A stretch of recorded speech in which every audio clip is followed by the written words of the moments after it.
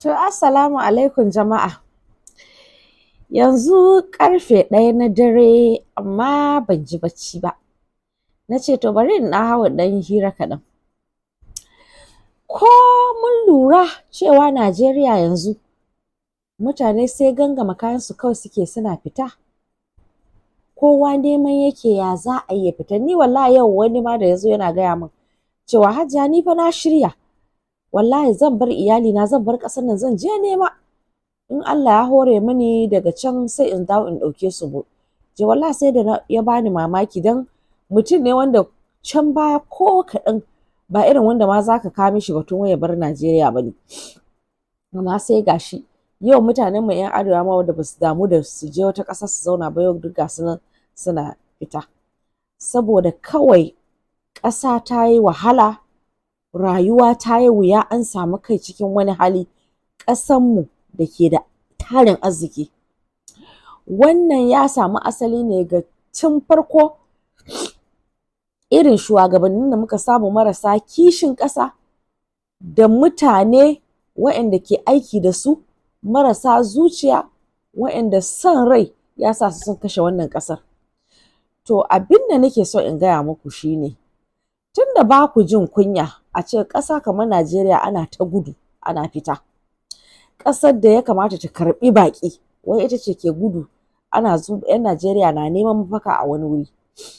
Duk abin da kuka riƙe da ya sa muka samu kanmu a wannan halin da muke ciki yau wallahi wata rana sai ya zama muku abin banza. Duk abin da kake ganin ka tanada wata rana sai ka zauna da kanka ka yi kuka ka ce da ka sani da baka wahal da kanka ka tara wannan abin ka bari mutane suka mutu ba wurin rashin shi ba.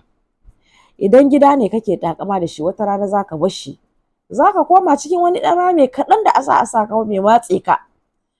Idan kuɗi ne ai gashi nan da ran kuma ba ku mutu ba kuɗin suka yi fumfuna su mammane su haɗe da juna su lalace a fito da su dole a kai bola a zubar. Kuɗin nan da kuka hana wa mutane suka yi ta mutuwa da yunwa ko kuna tariya ko ina za ku kai su oho. When you accumulate wealth I don't even know where you are taking it to.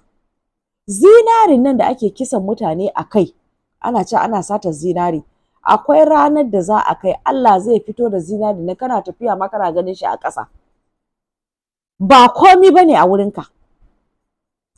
Sai kun koma kun yi kuka me yasa kuka bari aka ɓannantar da rayukan mutane akan zinari. Wannan zinari sai ya zama abin banza wata rana kuma ba abin da za ka yi da shi lokacin. Ayyuka da aka hana yau a Najeriya ba daman mutum ma ya gama karatu wai ya nemi aiki. Har an mutane ma sun fidda ransu daga aiki sun da ba ta attention ɗinsu don ka san ko ka nema ba za a baka ba. Wata rana gwamnati da kanta za ta nemi mutane su zo su apply ma ayyukan nan su nemi ayyukan na mutane ba will not be there to apply. Mutane ba za su so ba. Aiki zai bi mutane da gudu mutane na gudu aiki na biya ana neman mutane su zo su nemi aikin nan ba za su zo ba saboda hankalinsu ya riga ya karkata zuwa ga wani wuri kuma Allah ya buɗe musu a can sai daɗa in ga yadda za a ci aiki a tanɗe. Duk wanda ke kan wani mukami yau zai sauka wanda ke rike da wani madafin iko zai sauka ya Allah lokaci ya saukar da shi ko mutuwa ta saukar da shi ko ritaya ta saukar da shi ko tsufa ya saukar da shi. Abin da muke a Najeriya nan ya yi yawa kuma ba mu san kunya ba. Ba mu san kunya ba a ce mutanenmu yau suna ɗaukan jakunkuna suna fita suna barin ƙasa saboda kawai abincin ci ma ya wuya. Wai Najeriya giwar Afirka. Wannan abun kunya ni wallahi ina ji abun kamar in nutse ga ƙasa. Allah ya shirye mu. Allah ya shiryar da mu. Na'am.